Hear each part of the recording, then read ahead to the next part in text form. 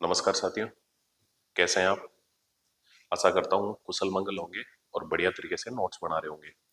हम राजस्थान की कला संस्कृति में दुर्ग श्रृंखला पढ़ रहे हैं और इस दुर्ग श्रृंखला में हमने भरतपुर के जो दुर्ग है वहां तक हम पहुंच गए। कल हमने लोहागढ़ दुर्ग को पढ़ा था। आज हम उसे आगे वाले जो दुर्ग है उसमें पढ़ने का प्रयास करते हैं, तो आप जुड़िएगा। तो आज का हमारा दुर्ग रहने वाला है, वो दुर्ग है बयाना दुर्ग। भरतपुर का एक किला है जिसका नाम है बयाना दुर्ग। बयाना दुर्ग, बयाना दुर्ग। तो ये जो बयाना दुर्ग है इसकी बात करते हैं। अपने तो फिक्स पैटर्न है, सारी चीज एक टाइप से ही होगी। तो आप समझ गए होंगे सबसे पहले हम क्या पढ़ने वाले हैं, अन्य नाम।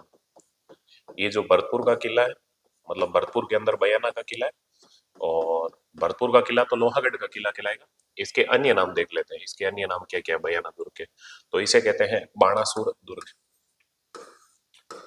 बाणासुर दुर्ग, बाणासुर दुर्ग। बयाना दुर्ग के अन्य नाम देख रहे हैं, बाणासुर दुर्ग। और इसे क्या कहते हैं, तो इसे कहते हैं श्रीपंथ दुर्ग। श्रीपंथ दुर्ग, क्रिकेट वाला श्री संत नहीं है, श्रीपंथ दुर्ग, श्रीपंथ दुर्ग। और इसे क्या कहते हैं, इसे कहते हैं सोनितपुर दुर्ग। सोनितपुर दुर्ग, सोनितपुर दुर्ग। देखो, बाणासुर दुर्ग, श्रीपंथ दुर्ग, सोनितपुर दुर्ग। इसके अलावा बात करें और इसे क्या कहते हैं, तो इसे कहते हैं भादानक, भांडानक दुर्ग। भांडानक दुर्ग, भांडानक दुर्ग। इसके अलावा इसे और क्या कहते हैं, तो इसे कहते हैं विजय मंदिर गढ़। विजय मंदिर गढ़, विजय मंदिर गढ़, विजय मंदिर गढ़। और इसे क्या कहते हैं, इसे कहते हैं सुल्तान दुर्ग। सुल्तान, एक पिक्चर भी आई थी आपको पता होगा, सुल्तान दुर्ग। ऊपर अंबर नीचे धरती, बीच में तेरा जुनून रे सुल्तान। तो सुल्तान दुर्ग। और इसे क्या कहेंगे, इसे कहेंगे बादशाह दुर्ग। बादशाह दुर्ग, सुल्तान दुर्ग और बादशाह दुर्ग, बादशाह दुर्ग।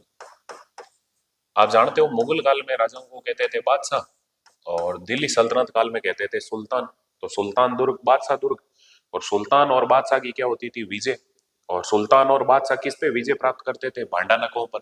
तो भांडानक दुर्ग, विजय मंदिर गढ़, सुल्तान दुर्ग, बादशाह दुर्ग, शोणितपुर दुर्ग, श्रीपंथ दुर्ग, बाणासुर दुर्ग। ये बयाना दुर्ग के सब अन्य नाम हैं। कभी आपसे पूछ ले कोई तो कोई टेंशन वाली बात नहीं होगी।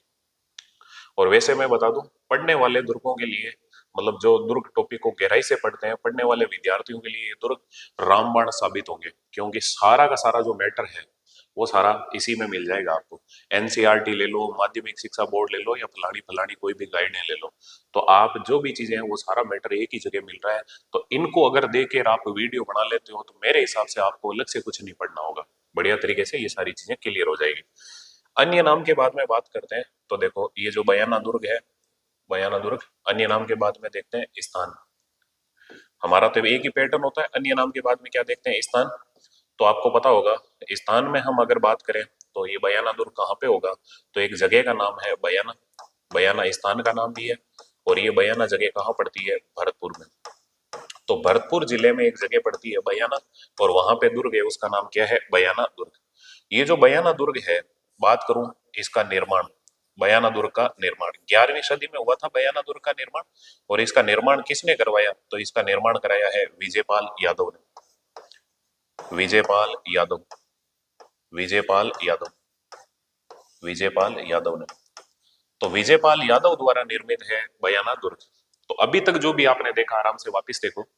बयाना दुर्ग को और क्या कहते हैं, बाणासुर दुर्ग, श्रीपंथ दुर्ग, शोणितपुर दुर्ग। तीन नाम एक साथ पढ़ो, बाणासुर, श्रीपंथ, शोणितपुर। बाणासुर, श्रीपंथ, शोणितपुर दुर्ग, भांडानक दुर्ग, विजय मंदिर गढ़, भांडानक दुर्ग, विजय मंदिर गढ़। या ये चार नाम एक एक साथ पढ़ लो, दुर्ग दुर्ग दुर्ग। बाणासुर, श्रीपंथ, शोणितपुर, भांडानक। बाणासुर, श्रीपंथ, शोणितपुर, भांडानक दुर्ग, विजय मंदिर गढ़। फिर सुल्तान दुर्ग और बादशाह दुर्ग।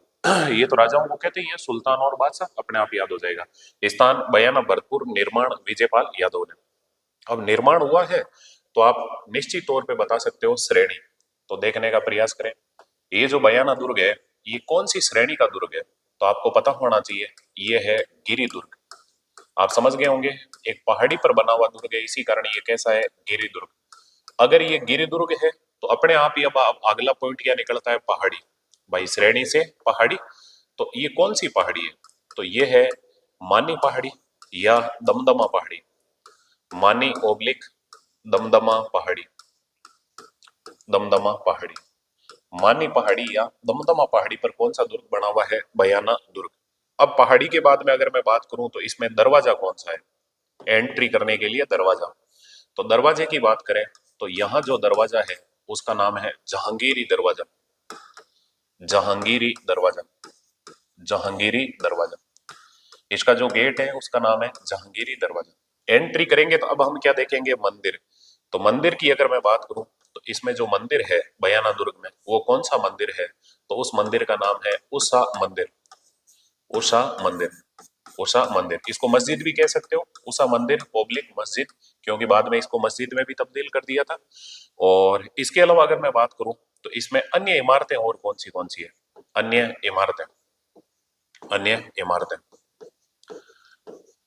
इसी के अंदर अन्य इमारतें कौन सी है बयाना दुर्ग में, तो आपको पता होना चाहिए इसके अंदर जो इमारत है उसका नाम है भीमलाट ओब्लिक उषालाट। तो इमारत में हम देख लेते हैं उस इमारत का नाम क्या है, भीमलाट। भीमलाट कुछ नहीं, एक बहुत ऐसी ऊंची इमारत है कुतुब मीनार की तरह, भीमलाट ओब्लिक इसी को कहेंगे हम उषालाट। उषालाट, ऐसे नहीं है उषा लात मार रही है, तो भीमलाट ओब्लिक उषालाट, उषालाट। तो ये जो भीमलाट है या उषालाट है, हम इसी की बात कर लेते हैं वापिस। तो ये जो भीमलाट है इसकी बात करूं तो इसका जो निर्माण हो रहा है वो किस राजा के टाइम में हो रहा है, तो शासनकाल में लिख देता हूं, इसका निर्माण किसके शासनकाल में हुआ, शासनकाल। तो भीमलाट या उषालाट का जो निर्माण है वो आपको पता होगा एक गुप्त वंश का राजा था जिसका नाम है समुद्रगुप्त। इस समुद्रगुप्त को विंसेंट स्मिथ ने भारत का नेपोलियन कहा है, इसे 100 युद्धों का विजेता भी कहते हैं। तो समुद्रगुप्त के शासनकाल में ये भीमलाट या उषालाट बनी। बनाया किसने, इसका जो निर्माता है उसका नाम क्या है, निर्माता, भीमलाट या उषालाट का निर्माता कौन है, तो इसका जो निर्माता है उसका नाम है विष्णुवर्धन पुंडरीक। विष्णुवर्धन पुंडरीक, विष्णुवर्धन पुंडरीक, विष्णुवर्धन पुंडरीक। सर ये विष्णुवर्धन पुंडरीक कौन है, तो ये समुद्रगुप्त का मंत्री है, विष्णुवर्धन पुंडरीक। और ये कौन है, तो ये समुद्रगुप्त का मंत्री है, समुद्रगुप्त का मंत्री, समुद्रगुप्त का मंत्री, समुद्रगुप्त का मंत्री। भैया ये जो भीमलाट या उषालाट है इसका निर्माता कौन है, तो उसका नाम है विष्णुवर्धन पुंडरीक। आपको आराम से याद रह जाएगा, समुद्रगुप्त का मंत्री है। भाई थोड़ा स्वास्थ्य जुकाम लगा हुआ है तो इसी वजह से हल्का फुल्का आज के वीडियो में थोड़ा सा डिस्टर्बेंस हो तो भी मतलब झेलना, आपके लिए ही प्रयास कर रहा हूँ कि भाई वीडियो लगातार मिलता रहे।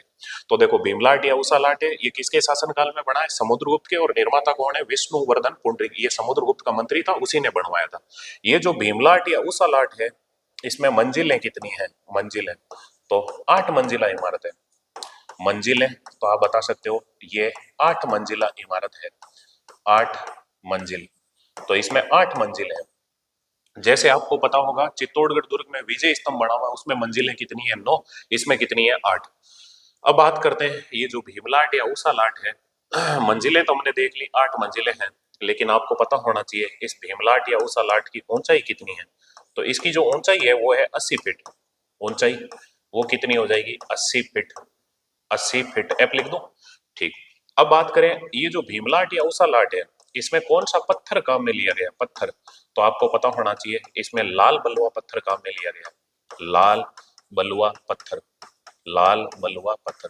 देखो पढ़ने वाले स्टूडेंट को खूब मजा आ रहा होगा क्योंकि हर चीज हम डिटेल में पढ़ रहे हैं पूरी की पूरी। भीमलाट या उषालाट किसके शासनकाल में बना, समुद्रगुप्त के शासनकाल में। निर्माता कौन है, समुद्रगुप्त का मंत्री है विष्णुवर्धन पुंडरीक, उसने इसको निर्माण करवाया। मंजिलें 8, ऊंचाई 80 फीट, पत्थर लाल बलुआ पत्थर। और ये जो भीमलाट या उषालाट है इसके अन्य नाम क्या है, इसको और क्या कहते हैं, अन्य नाम भीमलाट या उषालाट को और क्या कह सकते हैं, इसे कहेंगे एक तो राजस्थान का कुतुब मीनार। आप जानते हो ना, दिल्ली के अंदर बना हुआ कुतुब मीनार कुतुबुद्दीन ऐबक ने बनवाना स्टार्ट किया था और इल्तुतमिश ने उसको पूर्ण किया था। इंडियन हिस्ट्री में पढ़ोगे आप। तो ये जो भीमलाट या उसा लाट है, इसे कहेंगे राजस्थान का कुतुब मीनार। राजस्थान का कुतुब मीनार। राजस्थान का कुतुब मीनार। राजस्थान का कुतुब मीनार। तो आपसे पूछ ले राजस्थान का कुतुब मीनार किसे कहते हैं, भीमलाट या उसा लाट को। इसी भीमलाट या उसा लाट को और क्या कहेंगे, इसे कहेंगे राजस्थान का प्रथम विजय स्तंभ। राजस्थान का प्रथम विजय स्तंभ। राजस्थान का प्रथम विजय स्तंभ। प्रथम विजय स्तंभ दिमाग में रखना। राजस्थान का पहला विजय स्तंभ है वो कौन सा है, तो भीमलाट या उसा लाट। अब तुम्हें हल्का सा थोड़ा सा दिमाग में रखना है, राजस्थान का पहला विजय स्तंभ है भीमलाट या उसा लाट। तो यही मुझे थोड़ा सा और इसको छोटा करना पड़ेगा ताकि मैं कुछ चीजें यहाँ लिखने का प्रयास करूं। आपने वैसे बड़ी चीज देख ली है। तो अब देखो, राजस्थान का प्रथम विजय स्तंभ, तो यही नोट अपने आप ही मांग रहे हैं। राजस्थान का दूसरा विजय स्तंभ और तीसरा विजय स्तंभ सब देखेंगे। राजस्थान का दूसरा विजय स्तंभ, तो राजस्थान का दूसरा विजय स्तंभ कहाँ पे बना हुआ है, विजय स्तंभ। तो आपको पता होना चाहिए राजस्थान का जो दूसरा विजय स्तंभ बना हुआ है वो बना हुआ है भैया मंडोर। मंडोर में। मंडोर में आप जानते हो गुर्जर प्रतिहार वंश का एक राजा था ककुक, उसने बनाया था मंडोर के अंदर। अब राजस्थान का दूसरा, तो राजस्थान का तीसरा विजय स्तंभ बात कर लेते हैं। राजस्थान का तीसरा विजय स्तंभ, तो राजस्थान का तीसरा विजय स्तंभ आपसे पूछ ले वो कहाँ बना हुआ है, तो आपको पता होगा राजस्थान का तीसरा विजय स्तंभ बना हुआ है चित्तौड़ दुर्ग में। और चित्तौड़ दुर्ग में तीसरा विजय स्तंभ बनाया किसने था, महाराणा कुंभा ने, सारंगपुर युद्ध के विजय के उपलक्ष्य में। तो तीसरा विजय स्तंभ कहाँ हो जाएगा, चित्तौड़गढ़ दुर्ग में। चित्तौड़गढ़ दुर्ग में, ठीक है। और अगर आपसे पूछ ले राजस्थान का चौथा विजय स्तंभ का है, भाई तीसरे के बाद में चौथा भी तो पूछ सकते हैं, तो थोड़ा सा और छोटा कर देता हूँ, प्लीज सुनना। हल्का सा देखें, राजस्थान का चौथा विजय स्तंभ, राजस्थान का चतुर्थ विजय स्तंभ। चतुर्थ विजय स्तंभ, विजय स्तंभ। राजस्थान का जो चौथा विजय स्तंभ बना हुआ है वो कहां पे बना हुआ है, तो वो बना हुआ भैया जैसलमेर में तन्नोट माता के मंदिर में। तन्नोट माता के मंदिर में, तो यहां लिख देता हूं मैं, तन्नोट माता मंदिर। और ये तन्नोट माता का जो मंदिर है ये कहाँ पे पड़ता है, जैसलमेर में। इसे रुमाल वाली देवी भी कहते हैं, सेना के जवानों की देवी भी कहते हैं, ठीक है। तो और थार की वैष्णो देवी भी कहते हैं। ये जो तन्नोट माता इसमें है राजस्थान का चतुर्थ विजय स्तंभ। भैया अभी जो हमने बातें देखी है ना, वो बातें ये देखने का प्रयास किया है, थोड़ा छोटा जरूर मैंने कर दिया है ताकि, क्योंकि फिर अगला पन्ना लेता तो इतना मजा नहीं आता। और मैंने यहीं आपके थोड़ा सा उसको दिखाने का प्रयास किया है कि भाई सारी चीज यहीं हो जाए आपके। प्लीज देखो, शायद दिख जाएगा आपको। देखो हम अभी ये पढ़ रहे हैं, ये जो बयाना दुर्ग है इसमें एक इमारत है जिसका नाम है भीमलाट या उसालाट। कुछ नहीं है, एक 8 मंजिला इमारत है और उसकी ऊंचाई कितनी है, 80 फीट। मतलब ऐसे मान लो एक मंजिल 10-10 फीट की है, तो 8 मंजिला इमारत है, 80 फीट ऊंचाई है। और बड़ा किसके टाइम में था ये जो भीमलाट या उसालाट है, समुद्रगुप्त के शासनकाल में बना। उसका एक मंत्री था विष्णुवर्धन पुंडरिक, उसने ये भीमलाट या उसालाट बनाया था लाल बलुआ पत्थर में। इसे राजस्थान का कुतुब मीनार भी कहेंगे, राजस्थान का पहला विजय स्तंभ कहेंगे। तो आपको पता होना चाहिए दूसरा विजय स्तंभ मंडोर जोधपुर के अंदर बना हुआ है। राजस्थान का तीसरा विजय स्तंभ चित्तौड़गढ़ दुर्ग में बना हुआ है। राजस्थान का चौथा विजय स्तंभ कहाँ बना हुआ है, तन्नोट माता के मंदिर में, जैसलमेर में। आप जानते हो 1965 में भारत पाक युद्ध हुआ था और उस युद्ध के विजय के उपलक्ष्य में यहाँ पे बनाया गया है जैसलमेर के अंदर तन्नोट माता के मंदिर में विजय स्तंभ। अब तन्नोट माता के मंदिर में क्यों बनाया, तो ऐसा कहते हैं कि पाकिस्तानी सैनिकों ने जो बॉम्ब गिराए थे, तो हमारे बीएसएफ के जवान तन्नोट माता के मंदिर में सो रहे थे, लेकिन तन्नोट माता की कृपा ऐसी हुई कि एक भी बम फटा नहीं और आज भी वो जीवित अवस्था के अंदर पड़े हैं। हालांकि पाकिस्तान के बम में फटने का सवाल ही नहीं था, कहीं चाइना से खरीदे होंगे। जो भी है जैसा भी है, तो दिमाग में रखना ये राजस्थान के चारों विजय स्तंभ यहीं आ जाते हैं। तो भैया देखो अभी हम बयाना दुर्ग पढ़ रहे हैं और इस बयाना दुर्ग में आप ये पढ़ रहे हो कि बयाना दुर्ग में अन्य इमारतें कौन सी है, तो आपने एक इमारत देखी है भीमलाट या उसालाट। तो ऐसे लाट लाट के अगर आपसे कोई सवाल पूछ ले भैया, जैसे मान लो भीम लाट, तो ऐसे ही अगर भीम नाम की कोई चीजें आपसे और पूछ ले कर ले, तो चलो अपन आगे नाम लिख लेते हैं, अगले पेज में लिख लेते हैं। आपसे अगर पूछ ले भीमलत कुंड, देखो वो है भीमलाट, अगर नोट में लिख लेते हैं भीमलत कुंड। अगर आपसे पूछ ले ये भीमलत कुंड का, ये सर ये भीमलत कहां से आ गया, तो देखो भैया अभी हम देख रहे हैं ये भीमलाट, तो ऐसे ही इसे मिलता जुलता शब्द है, इसलिए हमने लिख लिया। ये जो भीमलत कुंड है ये कहाँ है, तो आपको पता होना चाहिए चित्तौड़गढ़ दुर्ग हमने पढ़ा था, और चित्तौड़गढ़ दुर्ग के अंदर जलाशय पढ़ा था हमने, चित्तौड़गढ़ दुर्ग, और चित्तौड़गढ़ दुर्ग के अंदर एक जलाशय था जिसका नाम क्या है, भीमलत कुंड। ऐसे ही भैया, और अगर भीम नाम की कोई चीज पूछ ले तो आपसे पूछ ले भीम चोरी का शिवालय कहाँ है, भीम चोरी का शिवालय, भीम चोरी का शिवालय, ये नोट लिख रहे हैं हम, स्टार में लिख रहे हैं भीम चोरी का शिवालय, भीम भीम नाम आ गया इसलिए। तो अगर आपसे पूछ ले भीम चोरी का शिवालय कहाँ है, तो आप आराम से बता सकते हो कोटा के अंदर। आप देखो मेरा एक सिस्टम क्या है, आप लगातार जो अगर पढ़ रहे हैं तो उनको समझ में आ रहा होगा, ये नाम आ गया भीम लाट, तो अब भीम भीम नाम की क्या चीजें हैं, तो आप आराम से बता सकते हो भीम कुंड चित्तौड़गढ़ दुर्ग में, भीम चोरी का शिवालय कोटा के अंदर। अगर ऐसे ही आपसे पूछ ले भीम डोंगरी कहाँ है, भीम डोंगरी, भीम डोंगरी, भीम डोंगरी, भैया पहले आपको पता होगा जयपुर के अंदर पड़ती थी भीम डोंगरी, जहां बेराट की सभ्यता है, बेराट की सभ्यता आप जानते हो, बीजक की पहाड़ियां, भीम डोंगरी, ऐसी बहुत सारी पहाड़ियां होगी उनके अंदर ही है। तो ये भीम डोंगरी अपने राजस्थान में कहाँ है, तो अब जयपुर में नहीं है, अब जयपुर से एक अलग हो गया, जयपुर और अलवर का एक जिला बन गया जिसका नाम क्या है, कोटपुतली बहरोड। तो कोटपुतली बहरोड, कोटपुतली बहरोड, तो कोटपुतली बहरोड के अंदर ये भीम डूंगरी हो जाएगी। तो भीम भीम नाम की हमने एक जगह चीजें लिखने का प्रयास किया है। तो भीमलत कुंड चित्तौड़गढ़ दुर्ग में, भीम चोरी का शिवालय कोटा में, भीम डूंगरी कोटपुतली बहरोड में, और भीम लाट जिसे उषा लाट भी कहते हैं, तो वो कहाँ हो जाएगी, तो अभी हम जो दुर्ग पढ़ रहे हैं उसका नाम क्या है, बयाना दुर्ग, इस बयाना दुर्ग के अंदर। तो अभी देखो अन्य इमारत में एक इमारत देखी, बाकी तो वो दो तीन नोट आ गए थे, ये आ गए फिर कुछ और नोट आ गए। तो अन्य इमारतों में एक इमारत देखी आपने भीम लाट या उषा लाट, किसके अंदर, बयाना दुर्ग में। तो अब बात करते हैं दूसरी इमारत जो इसी के अंदर है वो कौन सी है, तो बात करते हैं दूसरी इमारत, अन्य इमारत में देख रहे हैं जो सेकंड इमारत है वो कौन सी है, तो इसके अंदर जो सेकंड इमारत होगी उसका नाम क्या होगा, तो देखने का प्रयास करें। सेकंड इमारत का नाम होगा दाऊद खान की इमारत, दाऊद खान की मीनार, दाऊद खान की मीनार, दाऊद खान की मीनार, या इमारत कह दो एक ही बात है, मीनार, बस। अब आप समझ रहे होंगे, इधर देखो बीच में तो ये कुछ नोट आए थे, ये अभी हम अन्य इमारतें देख रहे हैं, तो ये हो गया ए भीमलाट या उषालाट, और बी में क्या हो गया, दाऊद खान की मीनार। आराम से याद रह जाएगा आपको, दाऊद खान की मीनार। सर ये कहाँ आया, तो आप समझ रहे होंगे, अभी हमने जो पॉइंट देखे हैं उसी में ए, और ये इसको मैं थोड़ा छोटा कर देता हूँ, बी, ठीक है।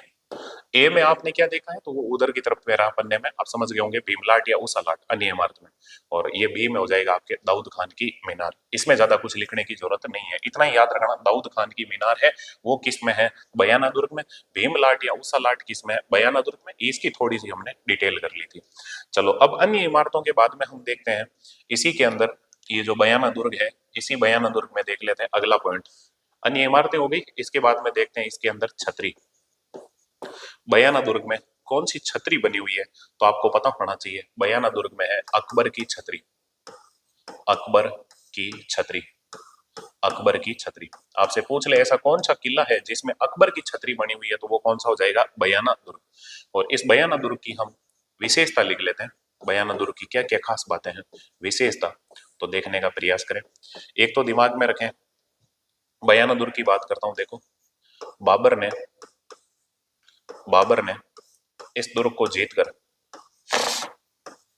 इस दुर्ग को जीतकर, बाबर ने इस दुर्ग पर अधिकार कर, बाबर ने इस दुर्ग को जीतकर, जीतकर मेहंदी ख्वाजा को, मेहंदी ख्वाजा को, मेहंदी ख्वाजा को, मेहंदी ख्वाजा को प्रशासक बनाया। बाबर ने इस दुर्ग को जीतकर मेहंदी ख्वाजा को प्रशासक बनाया, मेहंदी ख्वाजा, मेहंदी ख्वाजा को प्रशासक बनाया, को प्रशासक बनाया, प्रशासक बनाया। तो बाबर ने ये दुर्ग जीत के और मेहंदी ख्वाजा को दे दिया। देखो सुनो समझो है क्या बात, राणा सांगा के पास था ये पहले दुर्ग, राणा सांगा के कुछ सैनिक वगैरह यहाँ पे थे, लेकिन बाबर ने इस पे कब्जा कर लिया, और बाबर ने कब्जा करके और मेहंदी ख्वाजा को ये दुर्ग सुपुर्द कर दिया। जैसे ही राणा सांगा को पता चलेगा, राणा सांगा सेना लेके आएगा, और आप समझ रहे हो बाबर की सेना के मध्य, बाबर खुद नहीं अभी मौजूद, बाबर की सेना और राणा सांगा की सेना के मध्य युद्ध होगा। और वो कौन सा युद्ध होगा? बयाना का युद्ध।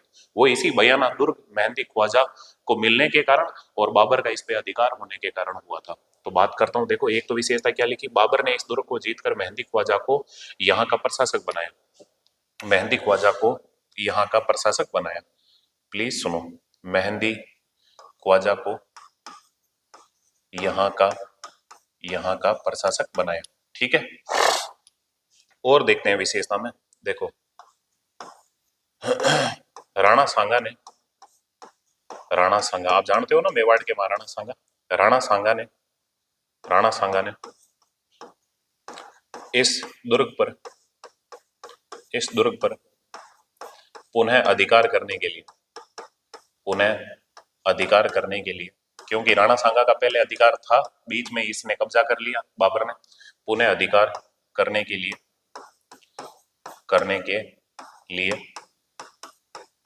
16 फरवरी, तारीख लिख दो, 16 फरवरी 1527 ईस्वी को 1527 ईस्वी को बाबर की सेना से बयाना का युद्ध लड़ा। बाबर की सेना से बयाना का युद्ध लड़ा। बयाना का युद्ध लड़ा।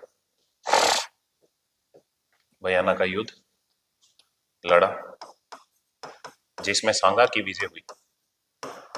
जिसमें सांगा की विजय हुई। सांगा की विजय हुई। सांगा की विजय हुई। विजय हुई। अब आप जानते हो, जब बयाना के युद्ध में सांगा की विजय हुई तो बाबर की सेना यहां से भाग रही थी और बाबर ने भागती हुई सेना को वापस रोक के और कहा कि अब हमें एक लड़ाई लड़नी है वापस राणा सांगा से। सैनिकों ने कहा ना भाई, राणा सांगा से तो हम लड़ाई नहीं लड़ेंगे। फिर बाबर ने उनको समझाने का प्रयास किया, कहा मैं मेरे लिए थोड़ी लड़ रहा हूँ, ये लड़ाई जिहाद की लड़ाई है, हम यहाँ पे काफिरों का वध करना चाहते हैं और ये जो क्षेत्र है इस पे इस्लाम जगत का ध्वज फहराना चाहते हैं। ऐसे करके मतलब बाबर ने वापिस राणा सांगा के खिलाफ लड़ाई लड़ने के लिए सैनिकों को तैयार किया। और अगला जो युद्ध होगा 16 के बाद में क्या आता है, 17 फरवरी के बाद में क्या आता है, मार्च। तो 17 मार्च 1527 को युद्ध होगा, खानवा का युद्ध। लेकिन उसमें विजेता कौन बनेगा? बाबर। खैर जो भी हो, अभी हम युद्ध नहीं देख रहे, हमें इतना ही देखना है। देखो भाई, बाबर ने इस दुर्ग को जीतकर मेहंदी ख्वाजा को यहाँ का प्रशासक बनाया और राणा सांगा ने इस दुर्ग पर पुनः अधिकार करने के लिए बयाना का युद्ध लड़ा था बाबर की सेना से। दो विशेषता तो हो गई। अब यहाँ भयंकर तरीके की जब लड़ाइयां हुई है तो आपको समझ में आ रहा होगा कि जब भयंकर तरीके की लड़ाइयां होगी तो यहाँ पे कब्रें तो बनेगी। तो इसकी तीसरी विशेषता मैं और लिख देता हूँ। देखो तीसरी विशेषता यही होगी, यहाँ सर्वाधिक कब्रें मिली, या इस दुर्ग में सर्वाधिक कब्रें, इस दुर्ग में सर्वाधिक कब्रें, इस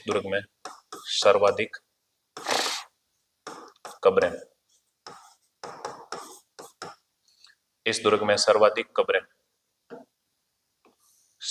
कब्रें, इस दुर्ग में सर्वाधिक कब्रें मिली है। अतः इसे कब्रगाहों का शहर, अतः इसे कब्रगाहों का शहर कहते हैं। अब आपसे पूछ ले कब्रगाहों का शहर किसे कहते हैं, तो बयाना को कब्रगाहों का शहर कहते हैं। तो बयाना को कहते हैं भैया कब्रगाहों का शहर। क्यों कहते हैं? तो इसी दुर्ग में सर्वाधिक कब्रें मिली। तो आपसे पूछ ले राजस्थान का ऐसा कौन सा दुर्ग है जिसमें सर्वाधिक कब्रें मिली है, तो वो कौन सा हो जाएगा? बयाना का दुर्ग। इसके अलावा बात करते हैं और देखो, एक डच यात्री है जिसका नाम है पेलसार्ट। डच यात्री पेलसार्ट, उसका नाम है पेलसार्ट। डच यात्री पेलसार्ट ने अपने यात्रा वृतांत में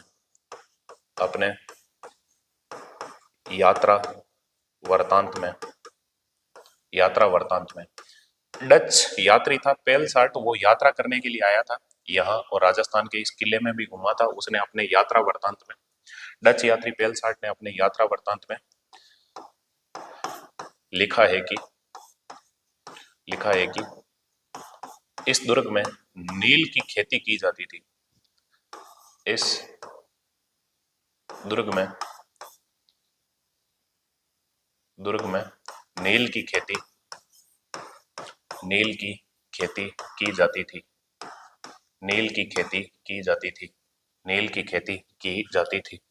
नील की खेती की जाती थी, है ना।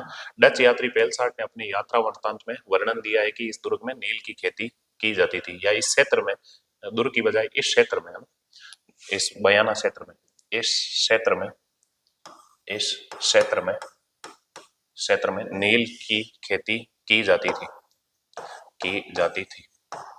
थी। बस इतना ही याद रखना है, कुछ नहीं है। हल्का सा देखो, दो तीन विशेषता यही लिखा है मैंने। देखो, पहले ये जो बयाना का किला, इस पे राणा सांगा का अधिकार था, लेकिन बाबर ने इस पर अधिकार करके और मेहंदी ख्वाजा को इसका प्रशासक बना दिया। राणा सांगा ने पुनः अधिकार करने के लिए 16 फरवरी 1527 को बयाना का युद्ध लड़ा, जिसमें बाबर की सेना हार गई। फिर और हमने देखा सबसे ज्यादा कब्रें इसी में, इसी कारण इस बयाना को क्या कहते हैं, कब्रगाहों का शहर।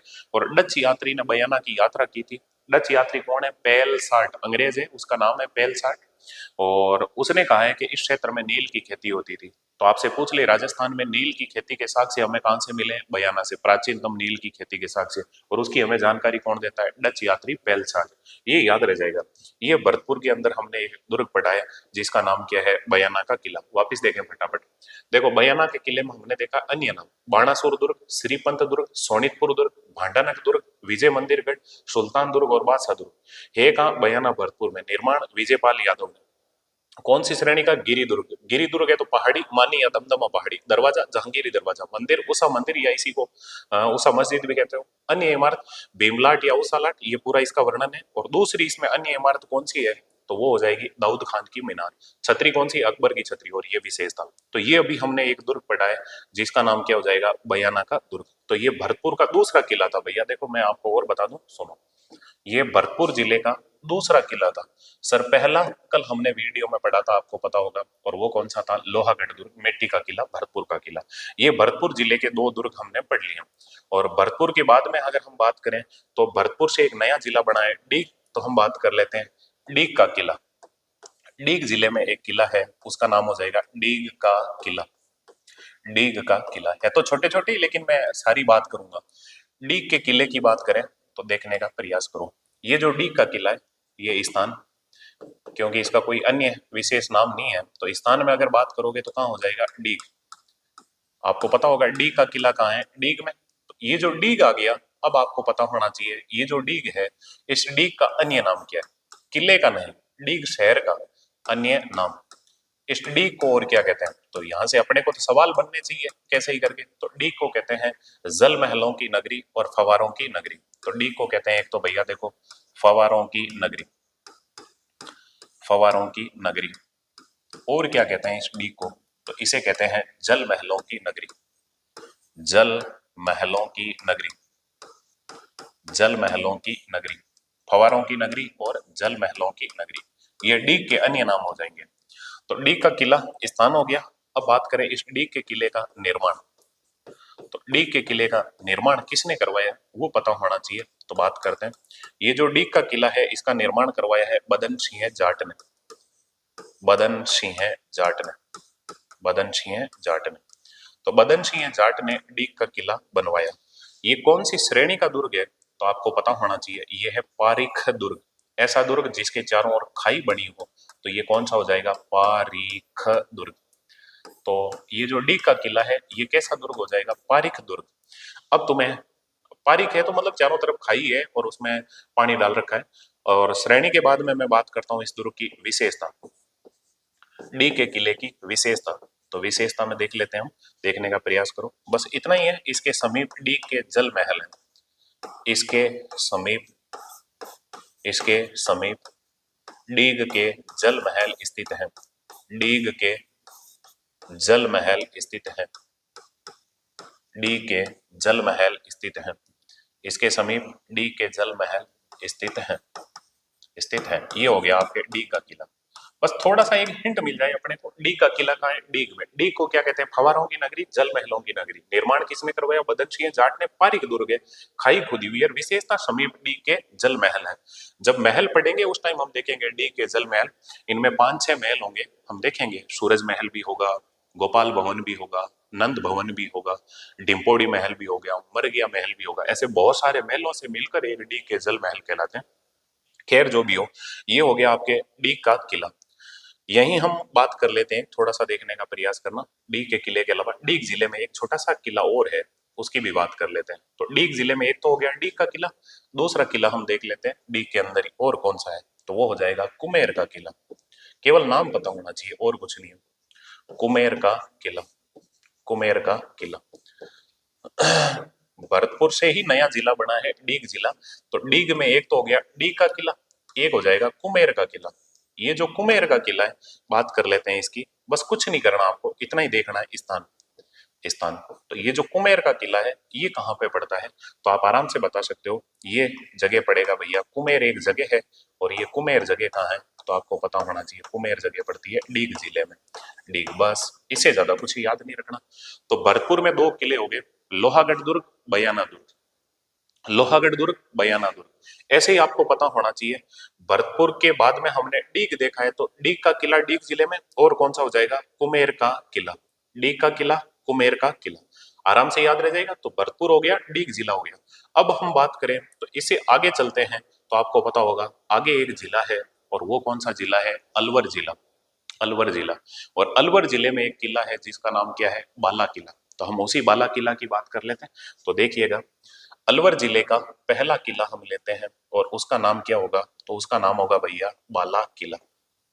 बात करते हैं बाला किला। काफी टाइम हो गया बाला किला को पढ़ते हुए। वैसे आपने खूब देखा है बाला किला को, कुंवारा किला भी कहते हैं, आंख वाला किला भी कहते हैं, वही बाला किला। तो इस बाला किला की बात करते हैं अलवर के अंदर। तो ये जो बाला किला है, इसका अन्य नाम क्या है? आपको पता होगा, बीएसटीसी के एग्जाम में इसके बारे में पूछ लिया, तो आप सोचे बाकी एग्जामों में तो क्यों नहीं पूछेंगे। तो ये जो बाला किला है, इसे क्या क्या कहते हैं? तो देखो भैया, बाला किला को एक तो कहते हैं कुंवारा किला। क्या कहते हैं भैया? कुंवारा किला, कुंवारा किला। और इसे क्या कहते हैं? तो इसे कहते हैं आंख वाला किला। कुंवारा किला, दूसरा नाम क्या हो जाएगा? आंख वाला किला, आंख वाला किला। भैया आंख वाला किला तो ये है, लेकिन आपसे पूछ ले मेवाड़ की आंख किसे कहते हैं, मैं यही नोट में लिख दूं। तो भैया मेवाड़ की आंख, तो आप जानते हो मेवाड़ की आंख किसे कहते हैं? तो मेवाड़ की आंख कहते हैं कटारगढ़ दुर्ग को, है ना, कटारगढ़ को। सर ये कटारगढ़ कहाँ है? तो बात कर लेते हैं। कटारगढ़ आप जानते हो कुंभलगढ़ दुर्ग के अंदर एक लघु दुर्ग है कटारगढ़। ये जो कटारगढ़ है, ये किस में है? तो आप बता सकते हो कुंभलगढ़ दुर्ग, और ये कुंभलगढ़ दुर्ग राजसमंद में पड़ता है। कुंभलगढ़ दुर्ग, ये आगे हमें पढ़ना है, अभी पढ़ा नहीं है कुंभलगढ़ दुर्ग। तो ये जो कुंभलगढ़ दुर्ग है, इसी में लघु दुर्ग है कटारगढ़, जिसे मेवाड़ की आंख कहते हैं। लेकिन आंख वाला किला बाला किला, कुंवारा किला बाला किला। देखो बाला, वैसे हम कहते हैं लड़की को, फिर गाना भी सुना होगा, बाला बाला बाला शैतान का ये साला। तो ये जो बाला है, ये कुंवारी रह गई है। सर ये बाला कुंवारी क्यों रह गई? क्योंकि ये क्या मार रही है? आंख। तो दिमाग में रह जाएगा कुंवारा किला, और आंख वाला किला किसे कहते हैं? बाला किला को। और देखो भैया, इसे और क्या कहते हैं बाला किला को? तो इसे कहते हैं अलवर का किला, क्योंकि ये अलवर में है, इसीलिए इसे क्या कहते हैं? अलवर का किला, अलवर का किला। तो बाला किले के ही नाम देख रहे हो, अलवर का किला कहेंगे।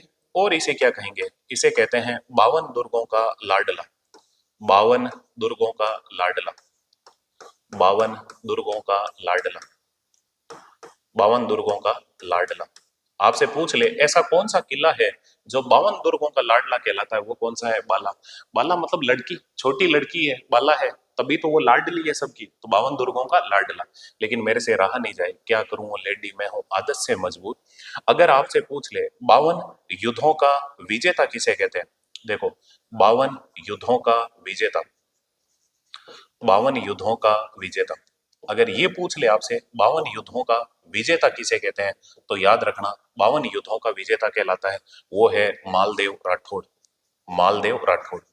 वही हसमत वाला शासक मालदेव राठौड़, मालदेव राठौड़। जिसने शेरशाह, इसके सेनापति थे जेता और कुंभा, जिन्होंने शेरशाह सूरी से 1544 में गिरी सुमेल का युद्ध लड़ा था। तो 52 युद्धों का विजेता कौन है? मालदेव राठौर। तो ये बाला किला के कुछ अन्य नाम हो गए, 4 नाम। कुंवारा किला, आंख वाला किला, अलवर का किला, 52 दुर्गों का लाडला। अब हम बात करते हैं, ये जो बाला किला है, ये बाला किला है कहाँ पे? तो देखो भैया, बाला किला में हम देखते हैं स्थान, तो आप आराम से बता सकते हो बाला किला कौन से स्थान पर होगा। तो आप भली भांति जानते हो बाला किला है अलवर में। अलवर जिले के अंदर बाला किला है। अलवर को कहते हैं राजस्थान का स्कॉटलैंड। और इसके अलावा इस बाला किला की मैं बात करूं तो अगला पेज ले लेते हैं।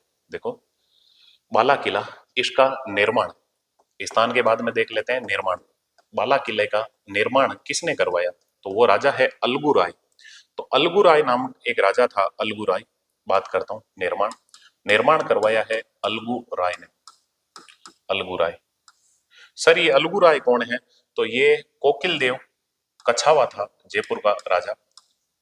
कोकिल देव कछावा का पुत्र, कोकिल देव कछावा। कछावा आ गया मतलब जयपुर के राजा है, आमेर का राजा है, कोकिल देव कछावा का पुत्र। कोकिल देव कछावा का पुत्र है अलगू राय।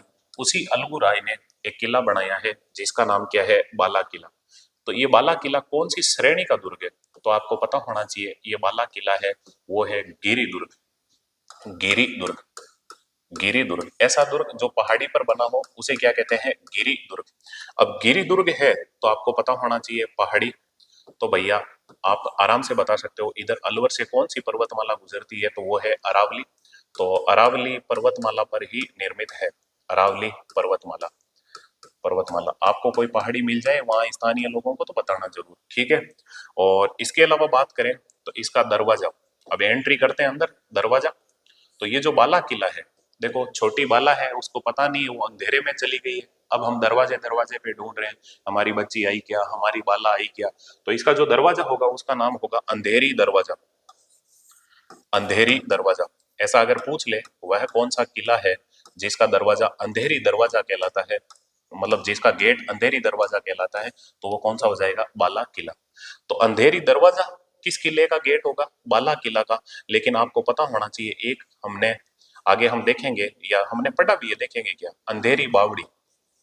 अंधेरी बावड़ी, अगर आपसे पूछ ले अंधेरी बावड़ी कहाँ है, अंधेरी दरवाजा तो कहाँ है? बाला किला में। और अंधेरी बावड़ी पूछ ले तो वो कहाँ है? तो आपको पता होना चाहिए अंधेरी बावड़ी है भाई घाघरोन दुर्ग में। और ये घाघरोन दुर्ग कहाँ पड़ता है? तो आप जानते हो झालावाड़ में। घाघरोन दुर्ग ये कहाँ है? झालावाड़ में। हमने पढ़ा था, आपको पता होगा घाघरोन दुर्ग ये झालावाड़ में। इसे क्या कहते हैं?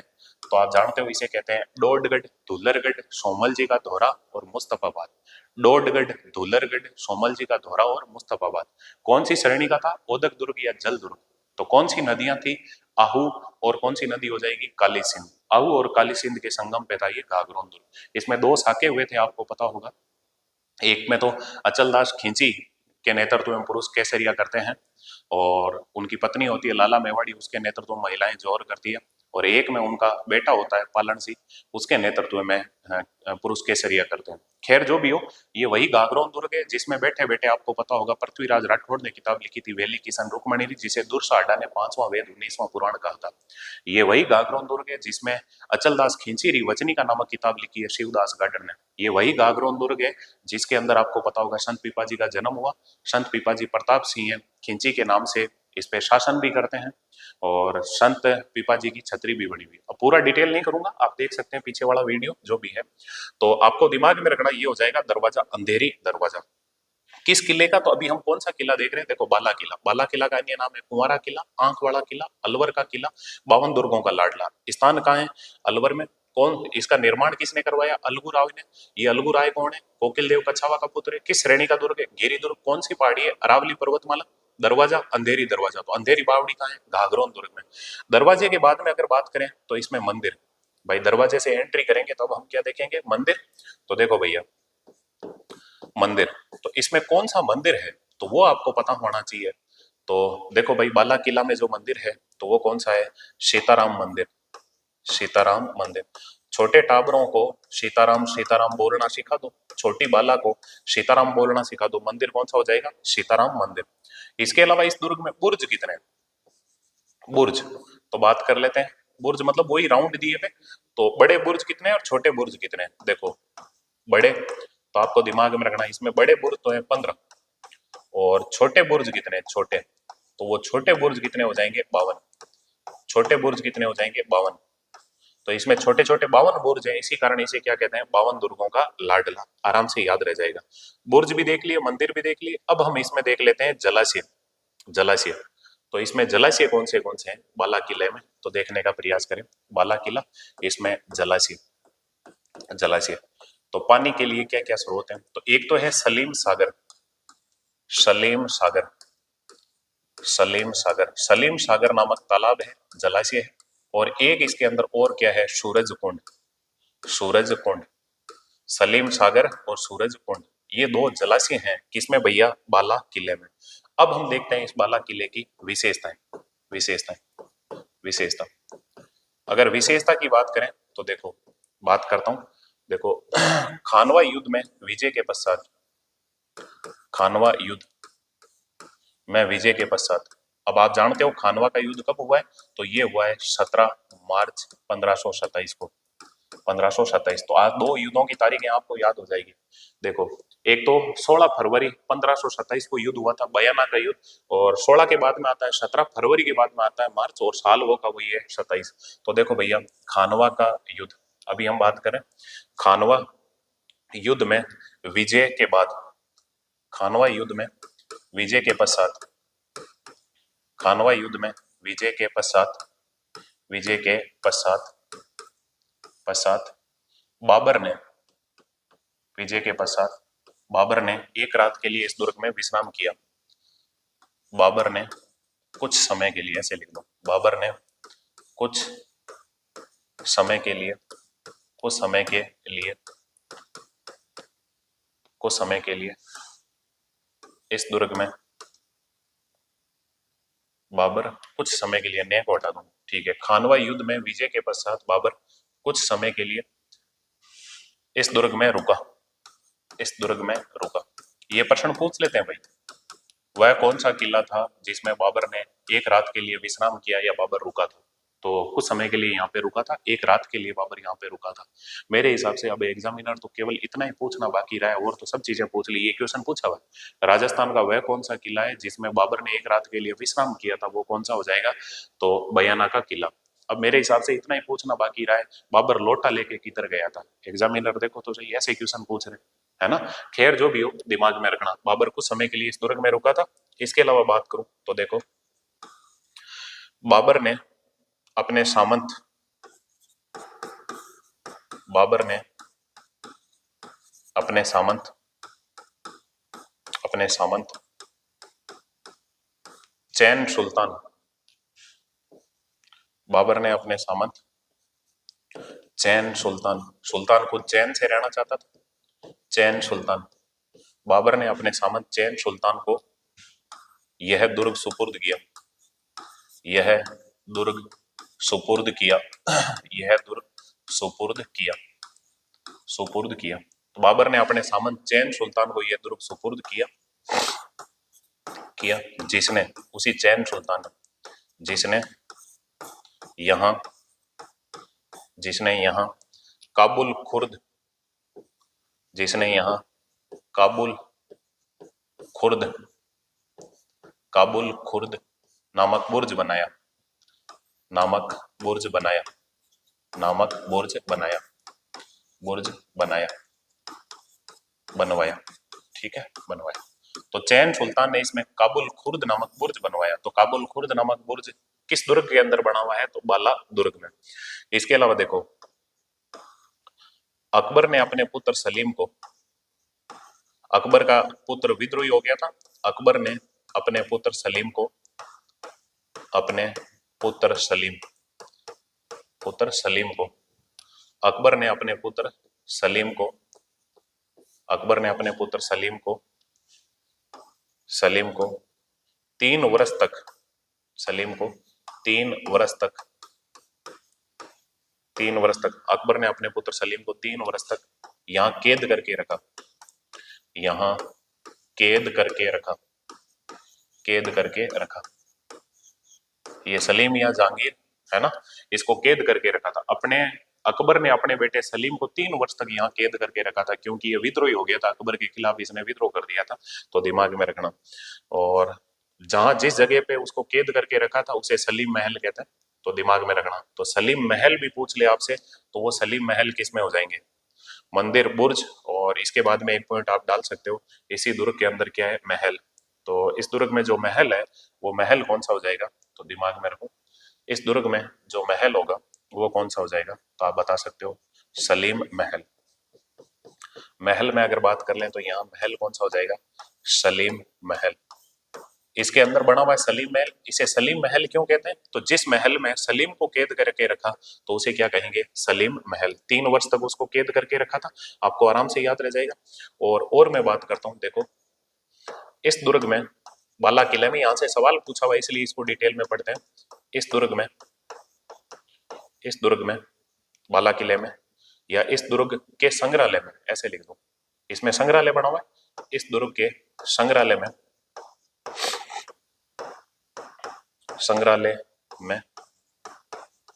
इस दुर्ग के संग्रहालय में मुगल शासकों की तलवारें, मुगल शासकों की तलवारें, मुगल शासकों व हैदर अली की, मुगल शासकों व हैदर अली की, हैदर अली की तलवारें रखी हुई है, हैदर अली की तलवारें रखी हुई है, तलवारें रखी हुई है, रखी हुई है। इसमें एक संग्रहालय है जिसमें मुगल शासकों की और हैदर अली की तलवारें रखी हुई है, तो दिमाग में रखना। अभी विशेषता में यही के बाद में अब दूसरा किला हम देख लेते हैं अलवर में, तो और वो है कांकनबाड़ी का किला, कांकनबाड़ी का किला, कांकनबाड़ी का किला। बाला किला हो गया, अब हम देख लेते हैं कांकनबाड़ी का किला। तो अलवर में जो दूसरा किला है उसका नाम है कांकनबाड़ी का किला। ये जो कांकनबाड़ी का किला है इसमें अन्य नाम तो कुछ है नहीं, स्थान कांकनबाड़ी का किला स्थान, तो ये कहाँ पे हो जाएगा, तो आप आराम से बता सकते हो, सरिस्का अभ्यारण्य अलवर, सरिस्का अभ्यारण्य। और ये सरिस्का अभ्यारण्य कहाँ है, तो आप जानते हो अलवर में, सरिस्का अभ्यारण्य अलवर। तो अलवर जिले में एक किला हमने पहले देख लिया, वो कौन सा था, बाला किला। ये दूसरा किला है कांकनबाड़ी का किला। स्थान के बाद में देखें तो इसका निर्माण, कांकनबाड़ी के किले का निर्माण, तो बात करते हैं इसका निर्माण किसने करवाया, किसने, तो आप बता सकते हो इसका निर्माण करवाया सवाई जय सिंह ने। जयपुर को बसाने वाला था सवाई जय सिंह, उसी सवाई जय सिंह ने बनाया था, सवाई जय सिंह ने, सवाई जय सिंह ने। अलवर में सवाई जय सिंह ने कांकनबाड़ी का किला बनाया, क्यों बनवाया, बनवाया तो इसका निर्माण क्यों करवाया, तो आपको पता होना चाहिए, अकाल राहत कार्य हेतु। यहाँ पे अकाल पड़ गया था और जनता को राहत देने के लिए, जनता यहाँ काम करने आती थी, उन्हें बदले में अनाज मिल जाता था, तो अकाल राहत कार्य हेतु, कार्य हेतु, अकाल राहत कार्य के लिए सवाई जय सिंह ने कांकनबाड़ी का किला बनाया सरिस्का अभ्यारण्य अलवर में। और ये जो कांकनबाड़ी का किला है ये कौन सी श्रेणी का है, तो ये है गिरी दुर्ग, गिरी दुर्ग, पहाड़ी पर बना हुआ है, तो कैसा हो जाएगा, गिरी दुर्ग।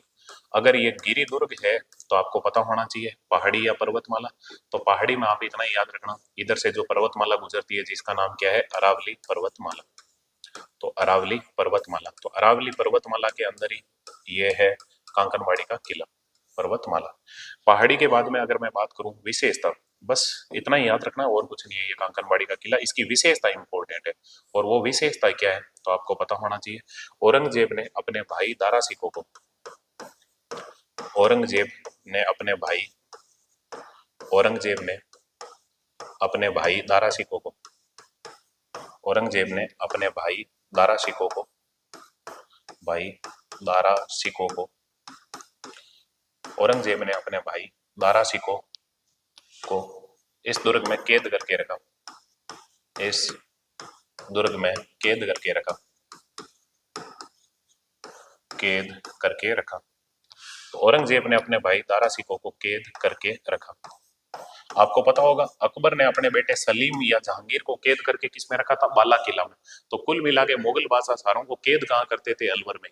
सलीम को तो कैद करके रखा था बाला किला में, और औरंगजेब ने अपने भाई दारा शिकोह को कैद करके रखा था, वो कहाँ पे रखा था? तो आपको पता होना चाहिए, वो कैद करके रखा है दारा शिकोह को कांकरवाड़ी के किले में। ये वही दारा शिकोह है जिसे लघु अकबर भी कहते हैं, या ये जो दारा शिकोह है, दिमाग में रखना, इसे लघु अकबर कहते हैं। इसमें आपको पता होगा दारा शिकोह ने थोड़ा सा मतलब बात करूं तो हिंदू धर्म से काफी इसका लगाव था। इसने 52 उपनिषदों का हिंदी में अनुवाद करवाया था, फारसी भाषा में अनुवाद करवाया था। जो हिंदी में लिखे हुए थे 52 उपनिषद, उनका फारसी भाषा में अनुवाद कराया था सीरे अकबर नाम से। और इसने एक किताब लिखी थी मज्म उल बहरीन, मज्म उल बहरीन। शाहजहां इस दारा शिकोह को राजा बनाना चाहता था, लेकिन औरंगजेब ने, आपको पता होगा, सभी भाइयों का वध करके मुगल बादशाह बना था। तो दिमाग में रखना, औरंगजेब ने अपने भाई दारा शिकोह को इस कांकरवाड़ी के किले में कैद करके रखा था। तो ये दूसरा किला हो गया अलवर में, कांकरवाड़ी का किला। अब इसी के अंदर बात करते हैं अलवर में तीसरा किला है, और वो है भानगढ़ दुर्ग। भानगढ़ दुर्ग, भानगढ़ दुर्ग, इसे भूतों वाला किला भी कहते हैं। आपको पता होगा, भूत पता ही नहीं कब आके चटीड़ महल जाए, हमें भान ही नहीं चले। तो ये है भानगढ़ दुर्ग। बात करते हैं ये जो भानगढ़ दुर्ग है, इसके अन्य नाम क्या है? भानगढ़ दुर्ग को और क्या कहते हैं? तो आपको पता होना चाहिए, इस भानगढ़ दुर्ग को एक तो कहते हैं भैया भूतों वाला किला, भूताला किला कह दो, भूताला किला, भूताला किला, भूतों वाला किला, एक ही बात हो गई वैसे तो। भूताला किला, भूतों वाला किला। कहते हैं कि रात को, शाम को 5 बजे के बाद इस दुर्ग के अंदर एंट्री बंद है ना? तो भूताला किला, भूतों वाला किला, और इसे क्या कहते हैं? इसे कहते हैं खंडरों का नगर, खंडहरों का नगर, खंडरों का नगर। एकदम खंडर होके पड़ा है वैसे, तो खंडरों का नगर कहते हैं।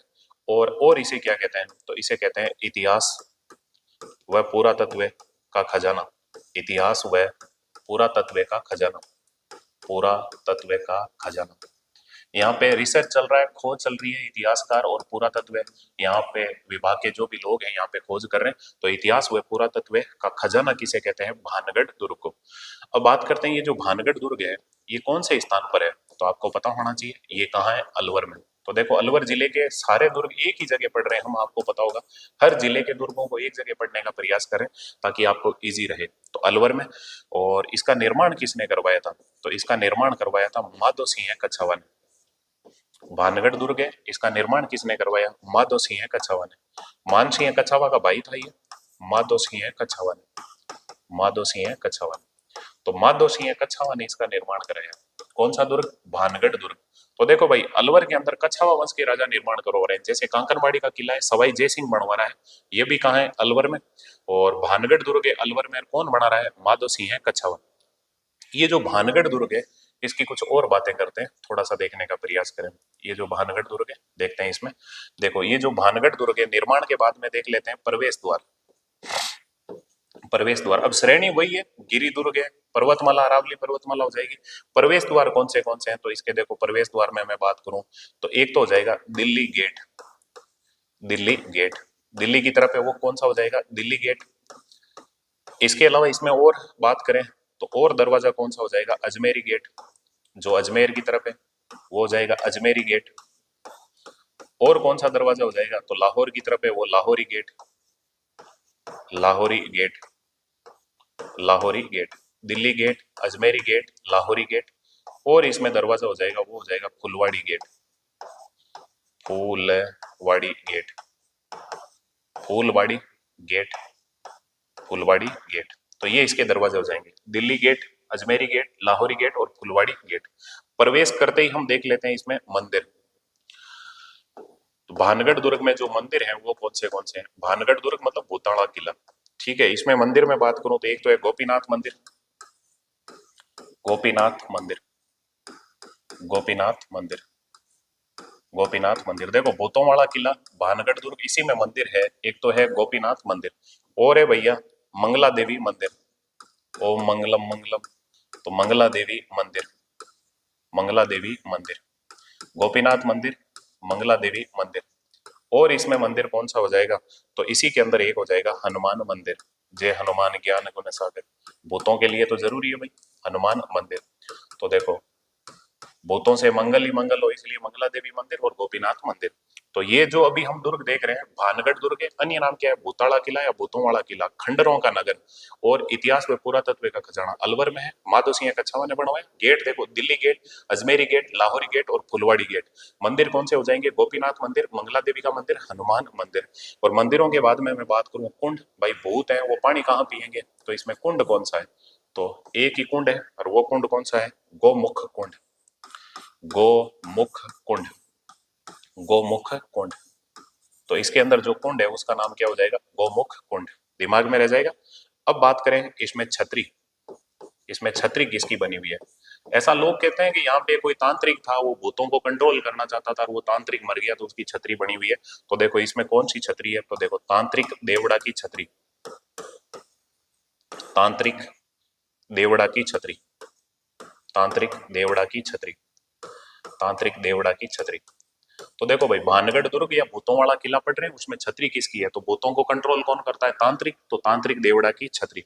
इसके अलावा बात कर लेते हैं विशेषता, विशेषता भानगढ़ दुर्ग की विशेषता क्या क्या है, अलवर में ही है भानगढ़ दुर्ग भूतों वाला किला, विशेषता क्या है, तो देखो तांत्रिक, तांत्रिक सिंधु देवड़ा, तांत्रिक सिंधु देवड़ा वह राजकुमारी, राजकुमारी रत्नावली, राजकुमारी रत्नावली की कहानी, रत्नावली की कहानी इस दुर्ग से जुड़ी हुई है, कहानी इस दुर्ग से जुड़ी हुई है, इस दुर्ग से जुड़ी हुई है, दुर्ग से। तांत्रिक सिंधु देवड़ा व राजकुमारी रत्नावली की कहानी इस दुर्ग से जुड़ी हुई है। समझो है क्या चीज, कहता है ये जो भानगढ़ दुर्ग था, इस भानगढ़ दुर्ग में कोई राजा था, उसकी राजकुमारी थी रत्नावली, उसको एक बार इस सिंधु देवड़ा नामक तांत्रिक ने देख लिया और उसको वश में कर लिया, और वश में करके और फिर प्रेम प्रसंग में पड़ गए। कहते हैं कि फिर इस सिंधु देवड़ा का वध कर दिया, और वध करने के कारण ये सिंधु देवड़ा और फिर पता नहीं कितने और भूतों को लेके आ गया, और अंदर भूत ही भूत बैठे हैं, रात को फिर इसके अंदर किसी को जाने नहीं देते। और कहते हैं कि बाद में वो जो पूरा राजा राजा का परिवार था उस पूरे को तहस नहस कर दिया इस सिंधु देवड़ा नामक भूत ने, और उसको पूरे उस दुर्ग को खंडर बना दिया और उसके अंदर किसी को रहने नहीं दिया। तो भाई ऐसे तांत्रिक भी होते हैं। तो देखो सिंधु देवड़ा और राजकुमारी रत्नावली की कहानी किससे जुड़ी हुई है, वो है भाई भूतों वाला दुर्ग, कौन सा, भानगढ़ दुर्ग। भूत कब आके चटीड़ मेल दें, भान ही नहीं चले, हर कब पैंट भारी हो जाए, भान ही नहीं चले। तो दिमाग में रखना ये है भानगढ़ दुर्ग, इसे कहते हैं भूताड़ा किला या भूतों वाला किला। अब खंडर ही खंडर हो गए दुर्ग में, तो इसीलिए इसे कहते हैं खंडरों का नगर। और इतिहासकार और पुरातत्व इस खजाने की मतलब सर्च कर रहे हैं, तो इतिहास व पुरातत्व का खजाना, स्थान अलवर, निर्माण माधो सिंह कछावा, इसमें गेट दिल्ली की तरफ है दिल्ली गेट, अजमेर की तरफ है अजमेरी गेट, लाहौर की तरफ है लाहौरी गेट, एक है फुलवाड़ी, फूलों की बाड़ी, उधर वो फुलवाड़ी गेट। इसके अलावा मंदिर गोपीनाथ मंदिर, मंगला देवी मंदिर, हनुमान मंदिर, कुंड गोमुख कुंड, छतरी तांत्रिक देवड़ा की छतरी, तांत्रिक देवड़ा और रत्नावली से जुड़ा हुआ, उनकी कहानी से जुड़ा हुआ ये दुर्ग है। कौन सा हो जाएगा भाई, भानगढ़ दुर्ग, भूतों वाला किला। अब बात करते हैं, एक है भैया इसी अलवर के अंदर है, वो है अजबगढ़ दुर्ग, अजबगढ़ दुर्ग, अजबगढ़ दुर्ग। कोई तो कहते हैं इसी भानगढ़ दुर्ग, कोई कहते हैं अजबगढ़ दुर्ग, अजबगढ़ दुर्ग, कोई कहते हैं कि नहीं इसके पास में बना हुआ है अजबगढ़ दुर्ग। अब जो भी है दिमाग में रखना, ये जो अजबगढ़ दुर्ग है इसी का अन्य नाम, इसे भी कहते हैं भूतों का किला, अजबगढ़ दुर्ग। बात कर लेते हैं इस अजबगढ़ दुर्ग का अन्य नाम क्या है, तो देखो अजबगढ़ दुर्ग अन्य नाम, इसका अन्य नाम क्या है, इसे भी कहते हैं भाई भूतों का किला। बाई चांस वो भूत नहीं पूछे ये पूछ ले, तो इसे क्या कहते हैं भाई, भूतों का किला। देखो भूत भूत एक ही जगह, वो अलवर में, भूतों का किला। एक तो भूतों वाला किला कौन सा है, भानगढ़ दुर्ग, अगर वो ऑप्शन में नहीं हो तो फिर क्या करना है, अजबगढ़ दुर्ग। ये कहाँ पे, अलवर में, ये अजबगढ़ दुर्ग, भाई अजब ही है, भूत रहते हैं यहाँ पे, तो भूतों का किला है कहाँ, अलवर में, ये अलवर के अंदर है। और इसके अलावा इसका निर्माण किसने करवाया, तो अजब सिंह ने, इसका निर्माण किसने करवाया, तो वो किसने करवाया, अजब सिंह ने। तो अजब सिंह ने निर्माण करवाया, इसी कारण इसे क्या कहते हैं, अजबगढ़। तो पता नहीं अलवर में क्या है, है ना। देखो भूत ही भूत है। अजबगढ़ दुर्ग को ही क्या कहते हैं, भूतों वाला किला। और इसके अलावा आप जानते हो, ये देखो ये भानगढ़ दुर्ग, इसे भी क्या कहते हैं, भूतों वाला किला। तो ये अभी हमने देखा है अजबगढ़ दुर्ग। और ये अजबगढ़ दुर्ग अगर नंबरों के हिसाब से देखें अलवर में, तो किस नंबर का हो जाएगा, चौथा दुर्ग। सर चौथा कैसे हो जाएगा, तो अभी देखो अलवर में आपने कौन से देखे, एक तो देखा बाला किला, बाला किला। दूसरा कौन सा देखा आपने, तो आप आराम से बता सकते हो, बाला किला के अलावा अलवर में आपने कौन सा देखा है, कांकनबाड़ी का किला। तीसरा कौन सा देखा है, भानगढ़। चौथा कौन सा देखा है, अजबगढ़। और ऐसे ही अगर मैं बात करूं तो दिमाग में रखना, अलवर में ही हम देख लेते हैं, एक तो हो गया अजबगढ़ दुर्ग, और अजबगढ़ के अलावा देखते हैं अलवर के अंदर एक है राजौरगढ़ दुर्ग। अगला दुर्ग ले लेते हैं अलवर में, उसका नाम है राजौरगढ़ दुर्ग। राजौरगढ़ दुर्ग, राजौरगढ़ दुर्ग। ज्यादा इंपॉर्टेंट तो नहीं है, फिर भी थोड़ा सा एक देख लेते हैं, 2 मिनट का काम है, तो सारे जब दुर्ग देख रहे हैं, कभी ऐसा पूछ लिया राजौरगढ़ दुर्ग किस जिले में स्थित है, तो आपको पता होना चाहिए। बात करते हैं इस राजौरगढ़ दुर्ग का अन्य नाम। अन्य नाम अलवर, अलवर में ये पांचवा दुर्ग देख रहे हैं। तो ये जो राजौरगढ़ है, इसका अन्य नाम क्या है, इसे कहते हैं नीलकंठ दुर्ग। नीलकंठ दुर्ग। ऐसा प्रश्न पूछ लिया, वह कौन सा दुर्ग है जिसे नीलकंठ दुर्ग कहते हैं, तो वो है राजौरगढ़ दुर्ग। अब बात कर लें ये राजौरगढ़ दुर्ग कौन से स्थान पर है, तो आप आराम से बता सकते हो, ये कहाँ होगा, अलवर में। अलवर में। तो राजौरगढ़ दुर्ग कहाँ है भैया, अलवर में। अलवर जिले में है राजौरगढ़ दुर्ग। इसका निर्माण किसने करवाया, निर्माण, तो इसका निर्माण करवाया था मंथन देव ने। राजौरगढ़ दुर्ग का निर्माण किसने करवाया, मंथन देव ने। मंथन देव। तो मंथन देव ने इसका निर्माण करवाया है। और इसके अलावा श्रेणी, ये कौन सी श्रेणी का है, तो आपको पता होना चाहिए, ये श्रेणी है भैया गिरी दुर्ग। गिरी दुर्ग। अब गिरी दुर्ग है तो आपको पहाड़ी पता होनी चाहिए। अभी देख लेते हैं पहाड़ी। तो देखो भाई राजौरगढ़ पढ़ रहे हैं, अजबगढ़ के बाद में राजौरगढ़, श्रेणी के बाद में देख लेते हैं हम पहाड़ी। तो ये पहाड़ी, कौन सी पहाड़ी पर बना हुआ है राजौरगढ़ दुर्ग, तो आपको पता होना चाहिए, ये जो राजौरगढ़ है ये है टहला पहाड़ी। पहाड़ी का नाम हो जाएगा टहला पहाड़ी। टहला पहाड़ी। मैं तो ये पहाड़ी पर टहल, चलने को कहते हैं ना, टहलना, घूमना, टहलना, तो पहाड़ी कौन सी हो जाएगी, टहला पहाड़ी। और इसमें मंदिर कौन सा हो जाएगा, तो नीलकंठ महादेव मंदिर। बस नीलकंठ महादेव मंदिर होने के कारण इसे नीलकंठ दुर्ग कहते हैं राजौरगढ़ को। तो मंदिर हो जाएगा नीलकंठ महादेव मंदिर। नीलकंठ महादेव मंदिर। नीलकंठ महादेव मंदिर। ये अलवर के हमने 5 दुर्ग देखे हैं। वो 5 दुर्ग कौन से देखे हैं, चौथा यहाँ पे लिखा हुआ है, मैं वापिस इधर नाम लिख देता हूँ आपको, जो अलवर के आपने दुर्ग देखे हैं। तो अलवर में एक तो आपने कौन सा देखा, बाला किला। बाला किला, आंख वाला किला, 52 दुर्गों का लाडला, है ना, जो भी है बाला किला। कुंवारा किला, ये हो गया बाला किला। इसके अलावा आपने देखा है कांकनबाड़ी का किला। कांकनबाड़ी का किला। कांकनबाड़ी का किला, ऐसे याद रखा करो आप, बाला किला, कांकनबाड़ी का किला। इसके अलावा आपने और कौन सा देखा है, आपने देखा है भानगढ़ दुर्ग। भानगढ़ दुर्ग। भानगढ़ दुर्ग। ये भानगढ़ दुर्ग, इसे भी भूतों वाला किला कहते हैं। अजबगढ़ दुर्ग, इसे भी भूतों वाला किला कहते हैं। तो चौथा हो जाएगा अजबगढ़ और पांचवा हो जाएगा राजौरगढ़। ये 5 किले अलवर के अंदर है, बाला किला, कांकनबाड़ी का किला, भानगढ़ दुर्ग, अजबगढ़ दुर्ग, राजौरगढ़ दुर्ग। याद रह जाएगा। अब एक छोटा सा आपको पता होगा, अलवर से एक नया जिला बना है जिसका नाम है खेड़तल तिजारा। उसमें एक छोटा सा किला है, उसको देख लेते हैं, और वो हो जाएगा आपके तिजारा का किला। तो एक अलग से नंबर लगा देता हूँ, वो हो जाएगा आपके तिजारा का किला। तिजारा का किला, डोडा तिजारा है ना, वही तिजारा का किला। बात करते हैं तिजारा के महल भी तुम पढ़ते हो। तिजारा एक जगह भी पहले अलवर में पढ़ते थे जहाँ हवा बंगला था। हवा बंगला, हवा महल नहीं कह रहा, हवा महल जयपुर में। हवा बंगला कहाँ पे है, तो आपको याद रखना है, हवा बंगला पड़ता है तिजारा में। तिजारा अब आपको पता होगा एक नया जिला बन गया खेड़तल तिजारा, पहले तिजारा जगह पड़ती थी अलवर में।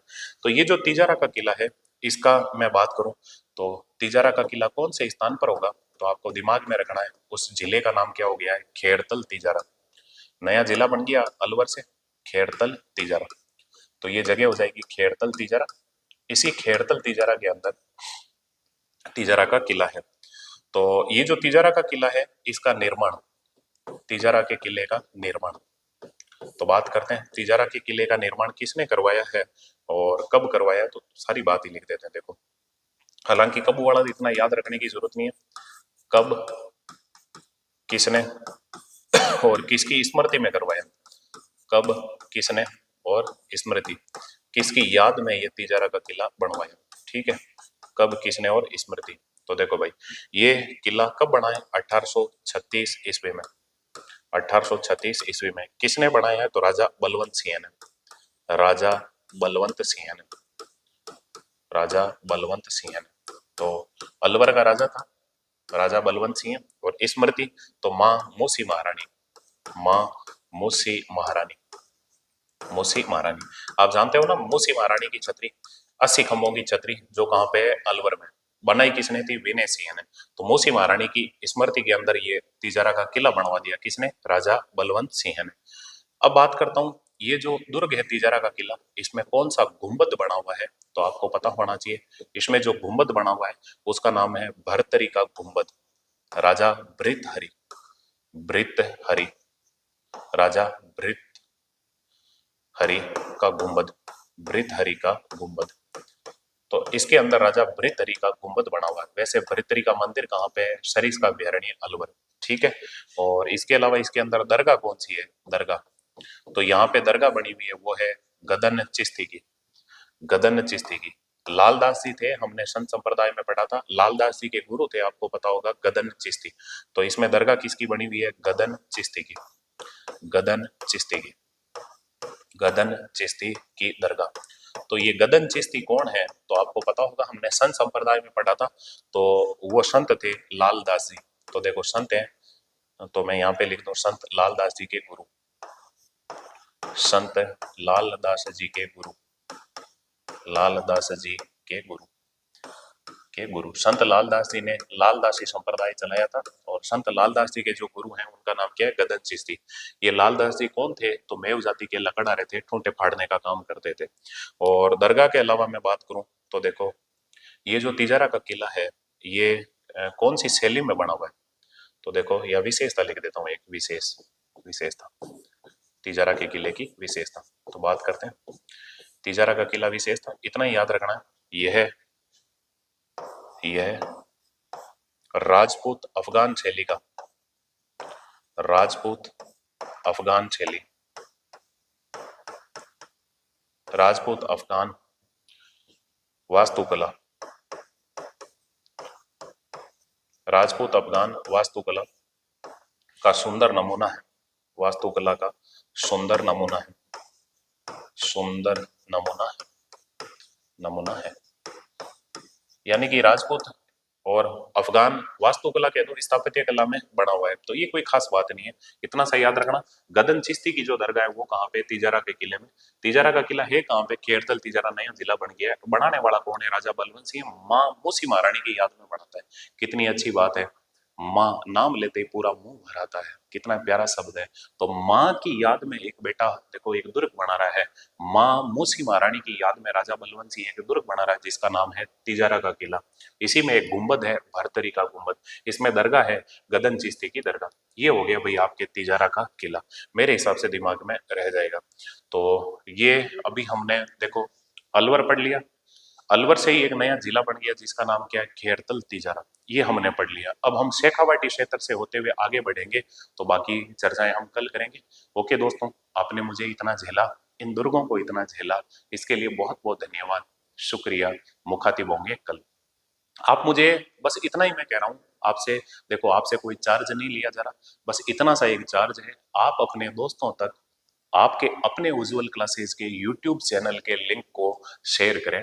बस इतना सा मेरा सपोर्ट करें। और मैं आपसे प्रॉमिस करता हूँ इस यूट्यूब चैनल पे सारी चीजें मैं निशुल्क डालता जाऊंगा और आपको बेटर से बेटर मैटर देता जाऊंगा। ओके दोस्तों, थैंक यू।